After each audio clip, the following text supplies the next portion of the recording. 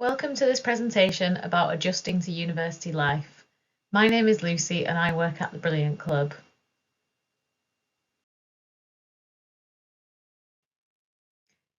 In this short presentation, I will talk about the main differences between studying at school or college and studying a higher education course.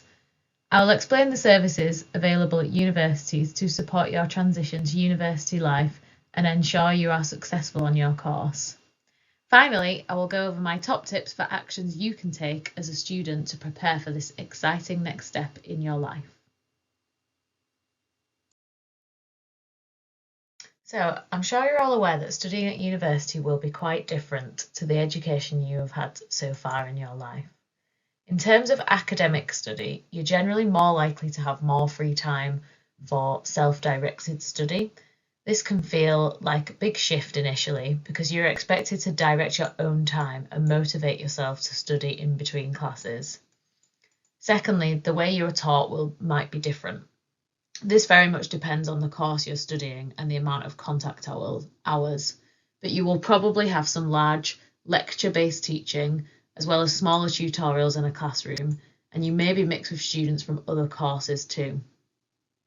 This leads me on to discuss modules, which are individual courses which make up your degree overall. You will likely have some choice about these, and you might even be able to pick modules from outside your degree area. Finally, as well as being more independent, you won't have as much proactive support from teachers and tutors like you might have in school or college. If you need help, you have to ask for it rather than waiting for it to come to you. This also means that your deadlines are quite strict, and if something happens that means you need an extension to deadlines, you have to organise this generally beforehand. So sometimes there's less flexibility than there might have been when you were at school or college. Most students, but not all, decide to move out when they start university. If you're not used to living independently, this can be quite a big shock, but it certainly teaches you some really useful life skills. Managing your money to pay for things like accommodation, travel, books, and socialising may also be quite new to you. If you're receiving a student loan, this usually goes into your bank account at 3 points during the year, so it's important that you plan ahead and get into the habit of budgeting with that money. Finally, not many students are not used to living in a large city, so being aware of your surroundings and taking steps to stay safe is really important while you're at university. In terms of extracurricular activities, universities offer a wide range of opportunities to try new hobbies, play a new sport, and meet people with similar interests. There are also lots of ways you can gain new employability skills and build up your CV that you wouldn't have access to whilst at school, such as internships and study abroad opportunities.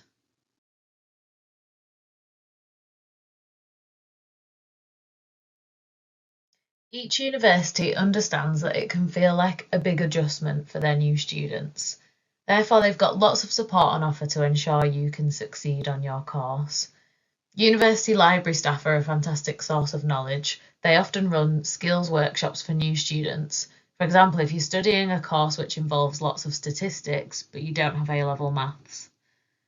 All students will also be matched with a personal tutor who can answer questions and provide guidance about your academic work. Sometimes they run group tutorials where you can explore issues with your peer group and also share experiences. Student support services are also available to help you when you have a problem on your course. For example, if you need to swap modules or apply for an extension to a deadline. A great source of support and information is actually from your fellow students too. Many universities offer peer mentoring or buddy programs where you can get matched with a student on a similar course who is in their second or third year, and they can share their experiences and wisdom with you and also help you to make friends.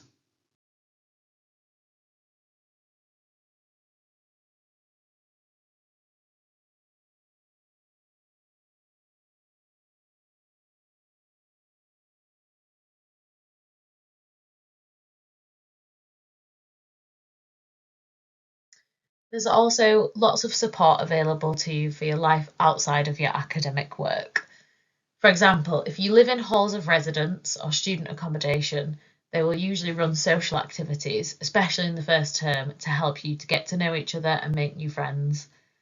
There'll normally be a fair in the first few weeks with lots of information about clubs and societies. These often run free give it a go sessions for new students, so we'd really encourage you to have a go and try out a new sport or a new hobby, for example. All universities will have free wellbeing services. These also may include counselling and mental health support if you need it. It can be quite a difficult time being at university, so it's really important that you're aware of the support available to you and you know that you can access it if you need it. If you're struggling with your finances when you're at uni, you can speak to staff about this. They can help you to budget properly and ensure that you are accessing all of the correct financial support, including if you get into financial difficulty, which does happen. There are safety nets available to you, including hardship funds for students who run into unexpected circumstances and don't have enough money to pay for essential things like their rent and their food. The career service at your uni will also offer lots of events, workshops and fairs. Although you might not be thinking about your career so much in your first term and first year, engaging with them can really give students a head start and open their eyes to all of the opportunities available whilst at university. To finish this presentation, I'm going to give 10 top tips which will help new students to prepare for and enjoy university life. The first one is to expect to be nervous. It's a completely normal part of starting university, and it's very likely that the people around you will be feeling the same. Secondly, don't be afraid to talk first to new people. Chances are that the other person will be very grateful, and you may end up making lifelong friendships. Thirdly is budgeting.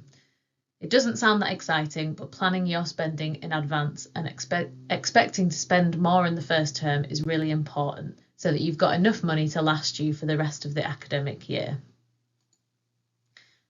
Number 4, look at module information and reading lists online before you start. However, you don't need to spend all your money buying books before you start your course, because the majority of them will be available in the library services. Next, use a diary or calendar and organise your time from the beginning. This is really important, especially if this is the first time that you've organised your week. Number 6, don't feel pressured into doing things you don't want to. When you go into university, you'll have the opportunity to access lots of new experiences and meet lots of new people, but this doesn't mean that you have to take part in anything that you don't feel comfortable. Maximise the chances of meeting people you will get on with. So if you're interested in a certain hobby or sport, for example, go along to the society activities so that you can meet people with similar interests. Number 8, explore the area you are living in. Most students will be moving to a different part of the country or even a different country for their studies, so you may as well make the most of the time that you've got living there. Especially at weekends, go out and explore the local area. Number 9 is really important to ask for help when you need it. So don't bottle up your worries. There are people around that can help you, but you do need to ask for support, and make sure you keep in contact with people back home as well and let them know how you're feeling. Finally, embrace all the fantastic opportunities you are given while at university. The time will probably pass really quickly, so it's really important to make the most of all of the exciting opportunities you are given while you are there. That brings me to the end of the presentation. Thank you for listening, and I hope you enjoy the Q&A that's going to follow after this.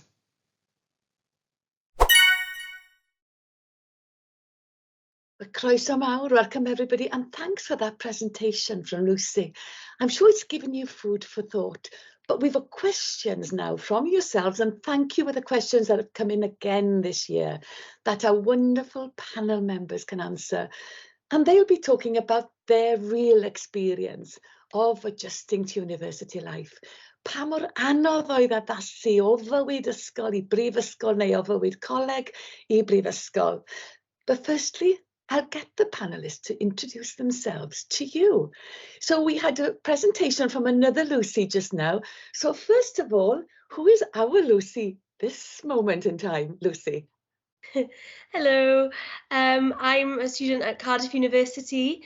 I'm studying French and Italian, and I'm my second year. And I'm also lucky enough to be a language ambassador for Roots into Languages this year as well. So we've got our linguistic expert. A dwi'n gwybod bod ti'n siarad Cymraeg hefyd, Lucy. Yndw, dwi yn. So we might go into a bit of Welsh, but I haven't got any ability in the other languages, so it'll be English and Welsh on this session. Croeso mawr, Lucy. Braf iawn dy gael di gyda yma. Rosa, a familiar Seren face. Croeso, Rosa, sut wyt ti? Yeah, good, diolch. Hi, I'm Rosa via Rosa. I'm from Swansea, and I'm currently studying Human, Social and Political Sciences at Cambridge, and I'm in my final year.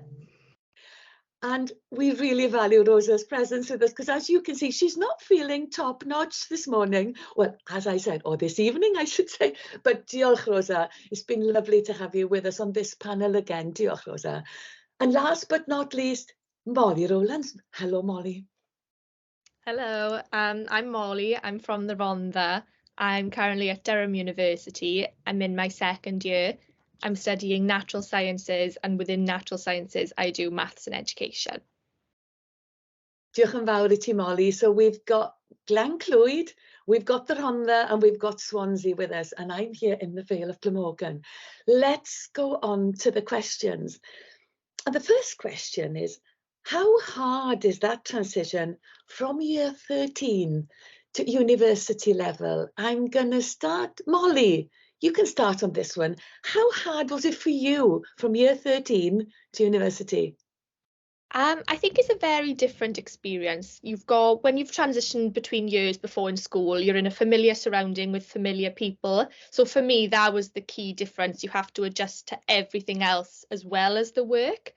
I would say the hardest thing is going, and then once you're gone, then you're able to really thrive. It can be daunting, the thought of packing up your life and moving away, but once you go, everyone's in the same boat, and there are things out there to make you feel comfortable.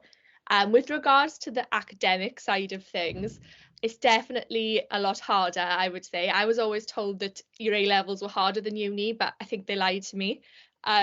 So yeah, I would definitely say it's tougher. You have to do a lot more independent study, and you have to really schedule your days. There's not so much structure. It's kind of down to you how you go about things, which some people love, some people don't. I've definitely found more of a balance now in my second year than I did in my first year, but it's a learning curve and everyone goes through it. Lucy, how daunting was it for you going from Prestatyn to Cardiff? I was really scared, and I didn't know what to expect because it was going from a town to a city. But I just felt so at home once I got here, and I'd overthought it too much, I think. And it's very easy to do. It's such a long summer between A-levels and university. But then once I got here, I just felt so at home, and everyone was so kind. And I was lucky enough to be able to live with just Welsh speakers, so I felt very at home in Cynhadledd. So yeah. O ti wedi meddwl am hynny ymlaen llaw, Lucy, about that Welsh language element? Do, ni wedi wneud cais ar gyfer Cynhadledd a'r Talabon sydd efo llety ar gyfer siaradwyr Cymraeg. So o'n I wir eisiau fyw efo siaradwyr Cymraeg, a dwi'n rili falch bod nes I, chys mae yna gymuned o siaradwyr Cymraeg yn Nghaerdydd. Gennym ni'r gymgym, y Gymdeithas Cymraeg yn yr Undeb Myfyrwyr hefyd, sy'n wych. Os mae hynny o ddiddordeb I chi. Yeah, thanks, Lucy. And Lucy was explaining to those of you who don't understand Welsh there about how she was concerned about being able to use her language when she came to Cardiff, but then had thought about that and made sure you went to those halls of residence that suited you to enable you to be part of that Welsh language community. Diolch, Lucy. Yeah. So, Rosa, what was it like for you leaving Swansea and going to that big university? Well, it's obviously pretty far away from Swansea, and I was in the exact same boat. It was really, really daunting, and the thought of moving away from my house, my family, was really difficult. But as Molly said, as soon as I moved in, things just like fall into place. And it's so easy to make friends, as hard as it sounds. And in terms of the academic work, I completely agree. I think it was quite a bit of a jump up, but in the same sense, in terms of meeting a lot of people, you just kind of do adjust to it pretty naturally. But I think in terms of like writing essays and stuff, for example, the transition is quite a big jump in terms of having to really like do your own kind of intellectual study and independent study, but also kind of having to really make your own arguments and thinking of your original thoughts and being able to write them down on paper. So that was quite a big jump up, but in third year now, I feel like I finally have adjusted to it. But it's all like a whole learning process. That's why we're here. So I think it's just a gradual process, and not everyone gets it straight away, but don't be afraid or worried if you don't. So Rosa, can I dwell on that a little bit more? What helped you therefore to make that jump? Well, with my course in particular, I'm doing politics now, and I actually hadn't studied it at A level at all. So it's quite a big thing going from just doing Welsh, geography and history at A level to doing politics. But I think just doing some like wider research in the summer before I came to uni really helped. Even like simple stuff, like I listened to a lot of podcasts, which are just very casual. I didn't mean I had to do a lot of work. Just kind of like getting myself used to maybe some ideas within the course. And just as long as you enjoy what you're studying, that's the important thing. So that kind of motivated me to do all of that. So yeah, just like a bit of help before going was like very helpful for me. Yeah, diolch I ti, Rosa. I'd like to go back to something you touched on, Molly, in your first response to me, when you talked about the other transition periods in your academic life or in your education experience. So, because there's a question here, is the jump from A level to uni as large as the jump from GCSE to A level in terms of workload? And how would I best prepare for it? Because the Seren Academy learners listening to us now are just making that jump, obviously. So what would you have to say to that, Molly? There are some similarities, I would say. Like, I remember at GCSE getting the A's and the A stars and finding it almost easy. And then I remember getting my first A level exam, I had a B and I thought it was the end of the world. So I remember feeling that process, and I definitely went through something similar then when I got to university, because by the time you get to the end of year 13, you've adjusted to your A levels, you're back up in the 80s and the 90s, then you go to university and you're back down to 40%. So it is definitely, there are similarities that you can draw on. I think that was something that comforted me a bit. I remember thinking, well, I was like this at A level as well, and then I kind of found my feet a bit. So in that sense, there's a similarity. I can only really speak for maths as a subject, and I would say that the content is significantly harder at university, but there are other subjects that would say otherwise. I know a lot of my friends that are doing subjects where a lot of it covers what they did at A level. So I do think it really depends on the subject. I didn't really do much over the summer in preparation for uni, to be honest. I kind of just thought, I'm going in blind, I'm going to see how it goes. Perhaps I should have, who knows. But yeah, it definitely worked out for me. And once you're back, you'll be surprised at how quickly you get back into the swing of things. I mean, remember that long summer over year 11 where you forgot how to use a pen? You figured it all out by the time you got to A level. So there are a lot of similarities, I would say. Lucy, how would you respond to that question, the jump from GCSE to starting your A levels? What was that like for you? And was it comparable with going to university? For me personally, I felt that the jump from GCSE to A level was bigger than the jump from A level to university. I felt that it was quite similar between A level and university. For me personally, for French and Italian, we study quite similar things to what we did in A level, just at a higher level, but it's not a huge jump. I was shocked at the jump between GCSE and A level, and I think you expect it to be the same size of jump between A level and university, but it isn't at all. but I did try and prepare myself thinking that it was going to be that big a jump. You know, I revised a lot of grammar, and I didn't realise I'd be studying Italian before I got to university. They asked me to pick another language, so I hadn't prepared that at all over the summer, and it was fine. Like a lot of people were in the same boat, and I'm in second year now, so I made it. But you know, the huge smile on your face, Lucy, says it all about how well that transition has been for you and what you're getting from it, which is really, really lovely. Diolch I ti. Rosa, I'm coming to you with the next question. It's about that adjustment, not to the academic world, but to living independently. You touched on the time when you left Swansea, obviously. What was that like, living independently or more independently for the first time? I think it was obviously a very big jump and something I'd never experienced before. Because I'd always had the comfort of being at home, and also like I went through the whole of my secondary education in the same school as well by going to sixth form. So it was quite daunting at first. However, in Oxbridge and Durham, I think we're quite lucky that we have a collegiate system in terms of it was much smaller scale, like having a uni within a uni. So I'm at Queen's College, and through that was able to meet people in different years pretty quickly, due to the fact that we were all within like quite an enclosed space together. So that was great, and quite an easy way to like transition into meeting more people, and also adapting to maybe like being able to cook with someone else and just being able to hang out with someone else if I was just by myself. So that's pretty lucky, like a pretty good system that we have here. But yeah, just generally like it's like the academic work. The first few weeks is a bit scary, and maybe like I did get homesick, but it just comes with time. And I don't know, the older you get and the more you're here for, the more you grow to love it as well. Yeah, so don't be worried about that homesickness. I remember when I went on to do postgrad in my fourth year, it was my first feeling of homesickness, not my first. So it's that going to a new place, isn't it?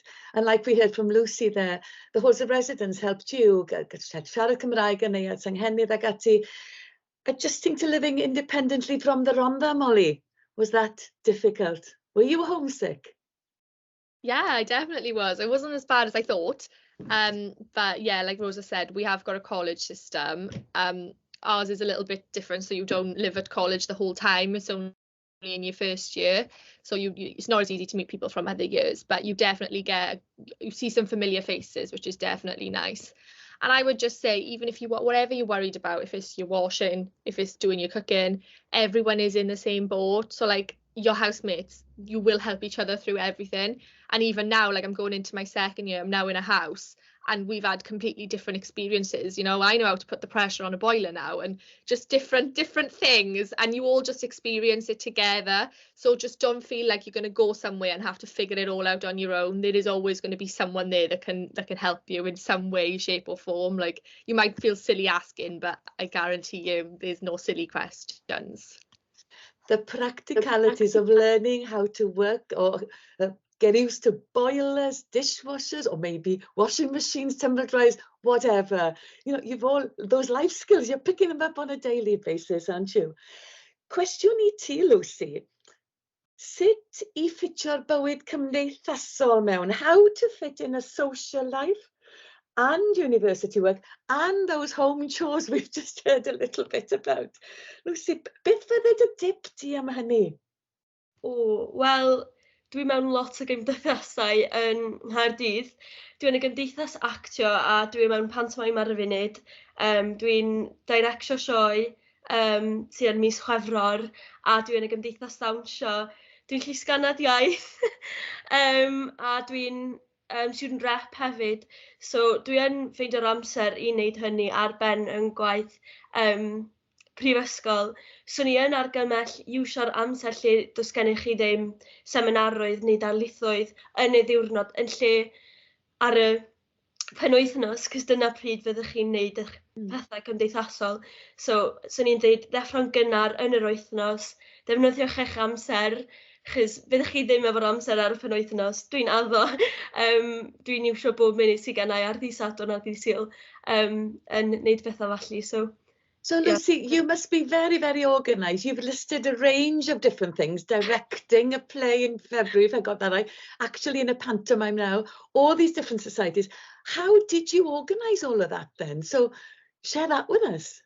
I don't know. I keep a diary to make sure that I know what's coming up, because as well, with all societies at university, you'll have socials planned in the week. So I make sure that I write those all down when they come up, and so I can see. And my schedule does look very busy, but I make sure it all fits in, and I do get my work done. It's possible, like everyone that's in the society has also a degree, so you're all in the same boat in terms of that. It's really possible to be in many societies at the same time as being at university. I have to say, nobody's talked about a pantomime on any Seren Q&A with me before. So what is the pantomime? Tell us about it. I did my first night last night. It's the Jungle Book, and I'm playing Louis, the King of the Monkeys. I'm singing Ooby-Doo, Wanna Be Like You, and it's brilliant. I'm enjoying myself. I can't wait to go back this evening and do it again. I think I should come and have a look. Are there spare tickets, Lucy? Yes. Rosa, what about you? And I think we've discussed this in the past about the importance of having a diary or having a schedule. Is that the way you work? Yeah, for sure. And again, I think that took time, just trying to adjust to it. But in terms of societies and stuff, I do university netball. So obviously, like, I have training maybe like 4 or 5 times a week. And what I found with that was having these kind of like slots for when I have to train or when I have a match. It's actually very motivating for me to do work, and actually help me schedule everything a lot better. Because say if I have training at 8 p.m, it would make me do my work basically throughout the day, because I knew I couldn't do it after. So I found that very motivating. And it just kind of, because at the end of the day, if I, like, the training isn't going to change time based on if I have a deadline or not. So kind of pushed me to do work and stuff, especially my second year, after COVID and everything. So that was pretty motivating. And just generally, like, I think it's so healthy to get involved in societies in university, because there's such a good way of meeting people beyond your accommodation, especially in your first year, and just kind of being able to meet people that you are guaranteed to have kind of a similar common interest with, because obviously that's what the society is. In my first and second year, I found going to the Welsh Society really, really helpful, and really helpful in tackling homesickness, because I was able to meet people who not only maybe are from a similar place to me, but also I got to speak the Welsh language, and I got to meet people who maybe I had mutual friends with from home. So it was very, very comforting that I was able to attend that and be able to go to lots of socials with everyone, and just kind of something separate that I have from college life and sport life as well. So mae'n braf clywed ti'n sôn hynna, Rosa. Bod ti'n bell I ffwrdd o Gymru, wyt ti wedi gallu cadw I ddefnyddio'r Gymraeg drwy'r gymdeithas ag ati yng Nghyrgrawd? Wrth gwrs, a oedd hwnna'n rhywbeth o'n I 100% moyn cario mlaen I wneud pan ddes I brifysgol. Os o'n I ddim moyn colli'r iaith I unrhyw beth. Ond mae fe definitely yn rhywbeth bach neis os mae pethau, don't know, os mae pethau just mynd bach yn stressful weithiau.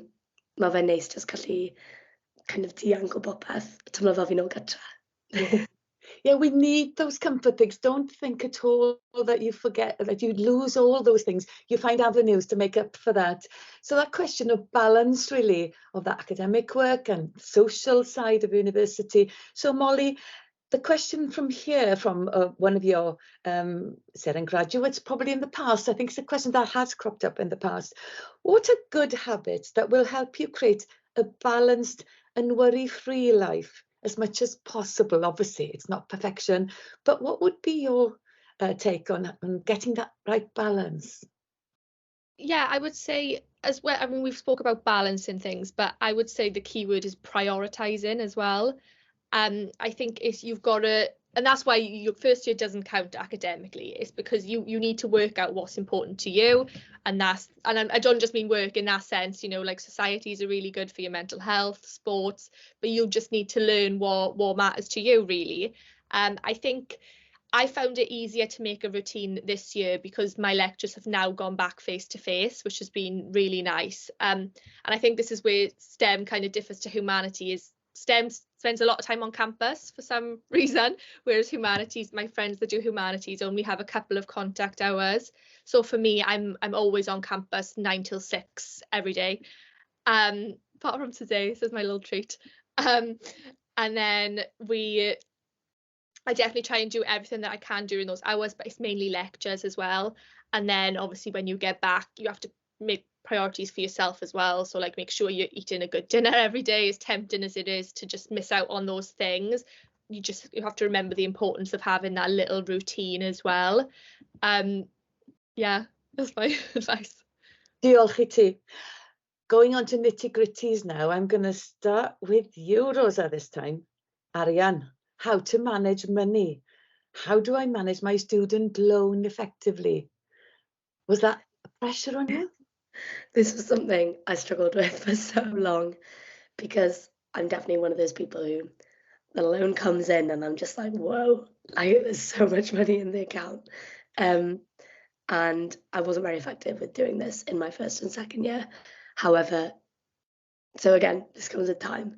But in my third year, I've really settled and really been able to manage my money well and efficiently.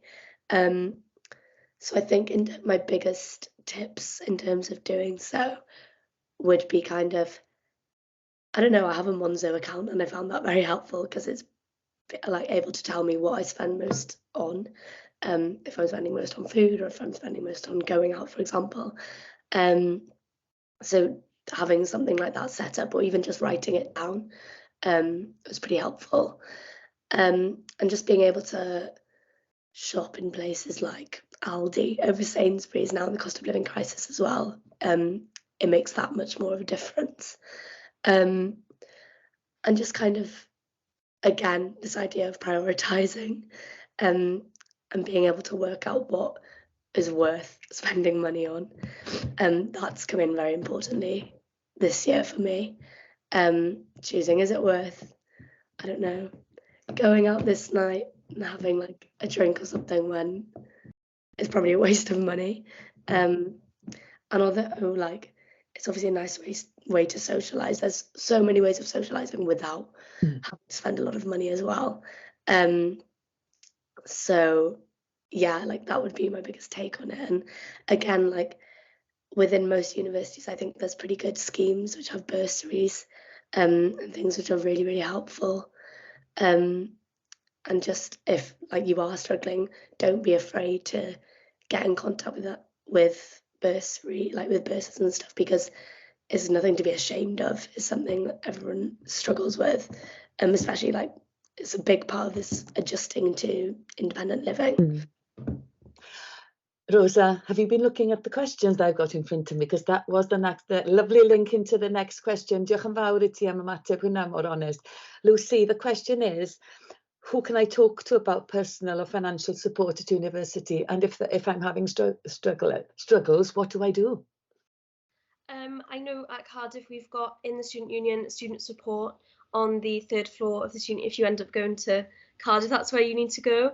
They've got a phone line that you can call at any time, from 9 till 5, and you can go in person and talk to someone if you're feeling stressed, and they can help you with anything you're struggling with. I think also talking to your friends, and people can feel ashamed of having financial issues. It can be embarrassing sometimes. It's not embarrassing, but people can feel that way. And if you talk to your friends about it, you'll often find that they're also struggling financially, and you can share your own tips on how to survive, and maybe you can both go shopping together and count how much you're spending. I found it really helpful talking to my friends about how much I was spending, that now we cook together as a house. So I'll cook for my friend and she'll wash up, or then my friend will cook another night. So it levels out and we share the money a little bit as a house. I found that really helpful. Some practical tips. Diolch I ti, Lucy. No problem. Next question, I think it's very apt to ask Molly. Do you recommend taking a gap year before starting university? Nawr, fe nes di, Molly, os dwi'n gywir? Wrth gwrs, nath pawb dweud wrtho fi, paid neud e, ond nes i neud e. Especially with maths, for some reason, there's this stigma that you shouldn't do a gap year because you're going to lose your maths. But realistically, anything I forgot over the year was just what somebody else had forgotten over the summer. I just think it's very personal to you. If you feel it's important for your personal development, then do it.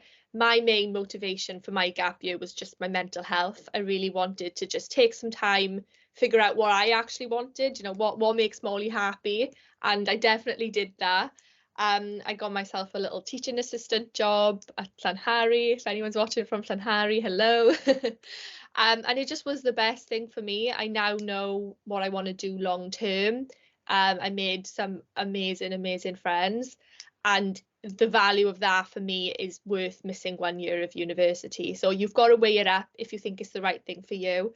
I think there can be a lot of pressure with the gap year as well to do something amazing, like you need to travel the world or get this really good internship.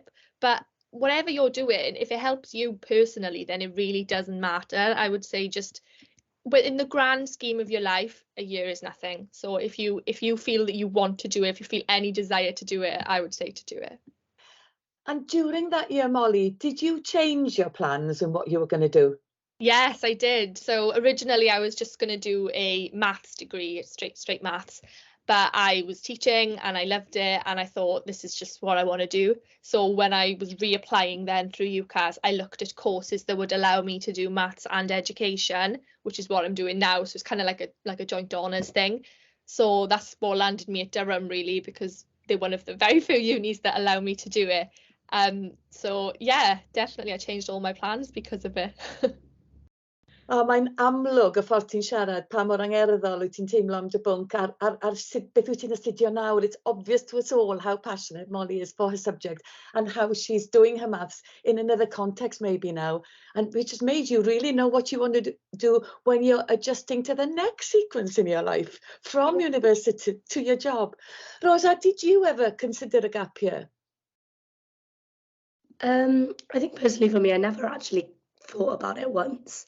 I think I just like the idea of going straight from one kind of academic setting to another. And I was just very, very eager and keen and just wanted to get to Cambridge straight away. But there's literally I think a gap year, like Molly said, is so good for your personal growth and mental health. And I just think there's this thing also in terms of adjusting to uni, and whenever you go, wherever you go, if you change your mind in terms of where you want to go, you're always going to end up settling. And it doesn't make a difference if you're a year older than someone or not. I have friends who are a year older than me. I literally didn't even notice until they mentioned. And it makes absolutely no difference. So I think just do what you really feel like you want to do, and don't feel any pressure to have to go to university straight away. There's absolutely no harm in just taking a year and a break for yourself. Yeah, and I suppose that year different, it's so different to school and college life when you think everybody's set in their year groups, but it is very, very different. Now, we heard, Lucy, from you about you're in quite a few student-based events. I'm not going to list them all now. How easy or difficult is it to be invited or get involved in those? What was your recipe for success then, Lucy? Well, they have a freshers fair in Freshers Week when you start university. So I went there with my friend, and you go around all the stores and see what societies you like, and you can talk to the presidents of the societies, and then they give you their details and you can join up. And then for the societies I'm in, I did have to audition, but with even the acting society, if you don't get a role, you can do crew backstage work. So it's really easy to get involved, and everyone's welcome to socials. You don't even have to be a member of the society, you can just come. So you don't need to be invited, really. And I didn't know anyone in the societies before I went. I just turned up to the first social and started talking to people, and I just found everyone was so friendly, and like a lot of them were freshers, so they didn't have any friends either like me yet. So I quickly made friends. Yeah, everyone is so welcome in the societies. They want members, so they want you to join. Diolch, Lucy. And the three of you today, you know, you're eloquent, you're articulate, you're confident. This question from somebody maybe who's not as confident, and I'm going to pick on you, Molly, on this one. Person mewnblyg. I am very introverted and find it hard to socialise with others. What advice would you give me? I would say I might seem very confident, but I'm actually not. Sometimes it's a case of fake it till you make it a little bit. I would say, I would encourage you to push yourself, but at the same time, don't do anything you're not comfortable with. Don't think you have to go out and do all the clubbing events and all the drinking. If that's something that personally makes you anxious, don't do it. There are ways of making friends in a setting that you feel comfortable with. Even just going to your lectures, you'd be surprised how many friends you make just from how I did it. I literally walked into my lecture hall. I thought, right, who's sitting on their own, who hasn't found a group yet? And I kind of just perched myself next to them. And then it can be so hard, but just go, hi, I'm Molly. And honestly, I've made some of my best friends through that way. And it's the hardest thing ever. And I know how tough it is to push yourself. I remember thinking, they're going to think I'm a loser. They're going to think I'm a loner. But honestly, there are more people feeling that way. So just push yourself that little bit. Don't think you have to go and do a crazy society or anything. If that really frightens you, just introduce yourself in a lecture or a seminar even, because that's a smaller group setting and they actually encourage you to talk a little bit more in those types of lessons. So just introduce yourself to people. And I would say the hardest thing is to reach out to someone and to say, look, would you like to go for a coffee or something like that? And it can seem so daunting, but you're making it sound way worse in your head. I promise you, they are probably wanting to do the same. One of you is just waiting to do the first move. So I would say small steps, but just be proud of yourself for trying as well. And they might not all be lifelong friends, but you just saying to somebody, introducing yourself, that's an amazing achievement, and you need to be proud and like hype yourself up for these things. That's what I would say. Diolch, Molly. Ac felly gyda ti, Rosa, oedd pethau fel chwaraeon yn bwysig? O ti'n sôn bod ti'n chwarae pêl-rwyd. Oedd hwnna'n helpu? Ie, i fi'n bersonol, oedd e'n gyfle rili da i gwrdd â pobl tu hwnt i'r coleg a mewn blynyddoedd eraill. Felly mae'n eitha pwysig i fi, o fel wedes i'n gynharach, oedd e'n rili good o ran helpu fi gael rhyw fath o amserlen da wrth wneud yn waith i. So yeah, well, that was quite important to me. Yeah. But again, like, sports isn't the be all and end all. It just happens to be my interest. And like Molly said, I think going to lectures and stuff is such just a natural way of meeting people. And I think, in my opinion, by the time you're having to like make friends and reach out to people, you're already in university. You've made the biggest jump possible out of everything. And you've achieved that, and you should be proud of yourself for doing that. And I always try to think of it in like kind of like flipping, like vice versa kind of way, in terms of if someone asked me to go for a coffee, I would be so happy and I'd love it. So I try to kind of reverse that in my head, being like, well, if I ask someone, maybe they'd feel the same. And I guarantee most of the time they will.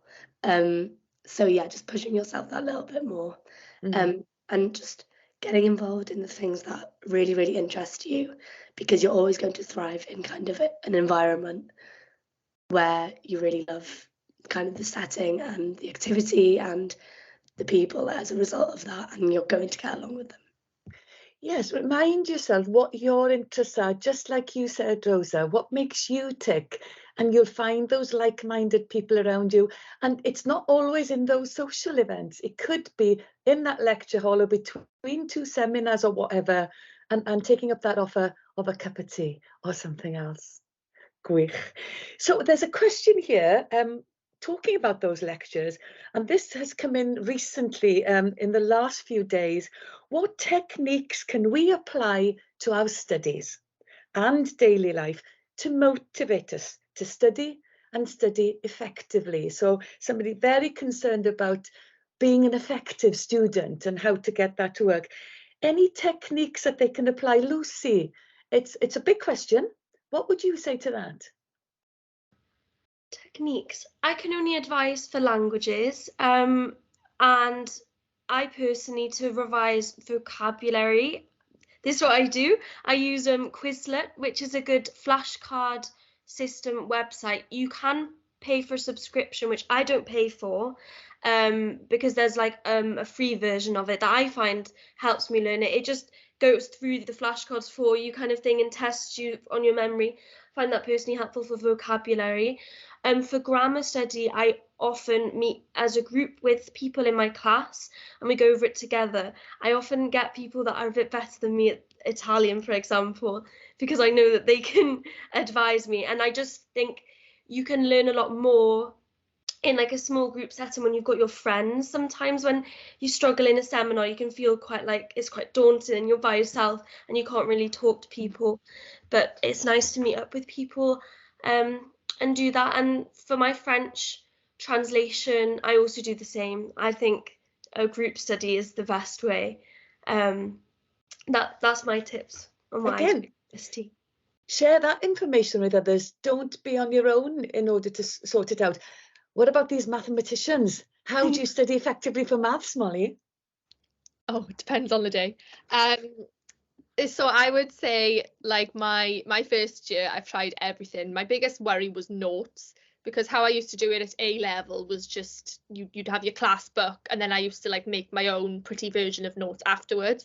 And then I quickly discovered when you're on campus 9 till 6, there's no time to do that. So you have to kind of speed it up a little bit. Some people just like the classic pen and paper. I tried it, but I just was left with a big file and everything got in a mess. So now I've just got my iPad and I've got like a little app on there and you can just keep all your notes in one place. I've started doing that this year and I feel a lot more organized doing it that way. Obviously, you don't have to have an iPad. Some people like paper just as much, but I found that really effective for me, and it does like motivate me as well, to kind of keep on top of my lectures as well, to keep everything in one place. I really like doing that. When it comes to practicing, then we have assignments every week for every module. They probably take about 5 hours depending on the assignment. But last year I used to just do them at home, but this year, because I've started going to lectures, making more friends, we like to try and do them together. So we have like an afternoon that we put aside, we go to the library and we just kind of collab a bit. Because there's no shame in that either. Like, I might be really good at part A, somebody else might be really good at part C, and as long as we can explain to each other what we've done, it doesn't matter. Ultimately, we're benefiting our learning. It's better than sitting there not knowing what to do. Another thing I've done this year a lot is utilising my lecturers' office hours. I didn't know that existed last year, but it is actually really helpful. Like, they don't give you the answers, obviously, but they can point you in the right direction with assignments. And I had one, and they will go above and beyond for you, which I was really shocked at. Like, my stats lecturer just went through everything with me. He really explained everything word for word, and I came out of that hour feeling like I really know, whereas I could have sat in the library for 5 hours and not felt like that. So I would say just figure out some different strategies, what works for you. I like my whiteboard. I've bought a big whiteboard and I practice and practice and practice all my sums. But yeah, just use your first year as a little trial run, I would say, to figure out what works for you. Gwych. Rosa, beth amdana ti? I think I was kind of the same in my first year. I had absolutely no idea what I was doing. I was very disorganized and I'd end up staying up till 4 a.m. writing my essays. And at the time, I thought that was the best way to do it. And now looking back, I'm like, what on earth was I doing? So my second year, I kind of really cracked down and got my head down. And I think, again, like Molly said earlier, it's the good thing about the fact that your first year doesn't count academically most of the time, because it's just a learning process and getting, again, this whole long-term adjustment of trying to get used to everything, especially the work.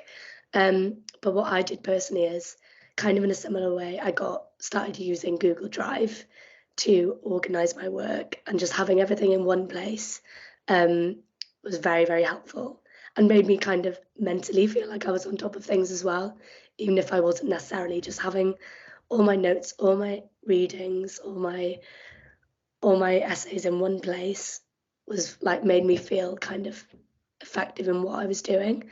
And I think definitely talking to your course mates as well, like the other said, is a great way of just trying to make sure you're on top of things. If you can't go to a lecture, if you miss one because you're ill, don't beat yourself up about it. It's not the end of the world. And just get talking to your classmates, and even just, I think, talking about the content in general, not even in kind of an academic sense, really pushes, I don't know, pushes your brain to like think in different ways, because I think that's what a lot of university is as well, in terms of really pushing you and challenging you academically to think about different things and to think about new ideas, because that's what it's all about at the end of the day. And just having those conversations is what makes you think about, like, I don't know, makes you challenge your own ideas as well. And just now, like, looking at me in first year and me now, and the way I just think and the way I write things is so, so different. And I probably wouldn't have thought that I'd be able to do things the way I do now. And I'm by no means the best at it at all. But again, it's just a very long and gradual learning process, and you get better at it over time. And I don't think you really realize that you're improving or getting better until you make it to this kind of final stage. And looking back now, I'm probably proud of like what I've achieved throughout like the academic side of things. So yeah, like, again, just take it slow. And if you don't understand things at first, or if you're not organized at first, it's not the end of the world. And just talking to people about it, talking to your supervisors, your tutors, is just the best way to go about it, I think. Well, thank you so much, the three of you. We've talked about things, we've shared things, we've given each other tips. You've certainly been so eloquent on this call, and you've given so much brilliant and honest advice. Ma'ch gonestwydd chi 'di dod drosodd. Diolch o galon i'r tair o'ch chi. What a valuable session this has been. Sometimes an under-discussed topic, but we've done it, and hopefully you found it useful. A dyma ni eto, fel neithiwr like for the last night, now time for the university exhibition slot. Arddangosfa'r Prifysgolion. A reminder, you can drop into those rooms when you're interested in just speaking to any of the universities, and members of staff will be present to answer your questions. Ewch draw na. Head to the exhibitors area on Event Box. You'll see a list of the institutions taking part. Click on the university of your choice and you'll be taken to their stand. Look out for the chat button and you'll be able to speak to university representatives. Cadwch lygad allan am y botwm sgwrsio na. If there's nobody there, there will be contact details to point you in the right direction. Ond cyn hynny, before you go over there, don't forget about the Seren Award that's been announced tonight. You can sign up and the opportunity will look great on your university application. Use the link and remember the closing date is 6th of January, y dyddiad pwysig 6 o Ionawr. Un peth arall, cyn i chi fynd, before you head off, we need your response to these events. And there is an evaluation form on the event box link. Please use it. Da ni eisiau'ch barn chi am bethau. Mae wir yn bwysig i ni glywed na. Diolch eto I bawb sydd wedi cyfrannu heno. Mae wedi bod yn wych gwrando ar bawb. And if you've got any questions for university representatives, go and join them now. We'll be back tomorrow at 6 p.m. Well, we'll hear about the academic skills you need to develop at university. Clywed mwy am Rhydychen a Caergrawnt, more about Oxford and Cambridge applications, as well as applications for medicine, dentistry and veterinary courses. Arlwy cynhwys fawr iawn ar eich cyfer eto. Ond am nawr, thanks for the amazing contributions. And I hope you enjoyed the opportunity at the exhibition space. Hwyl am y tro, bye for now.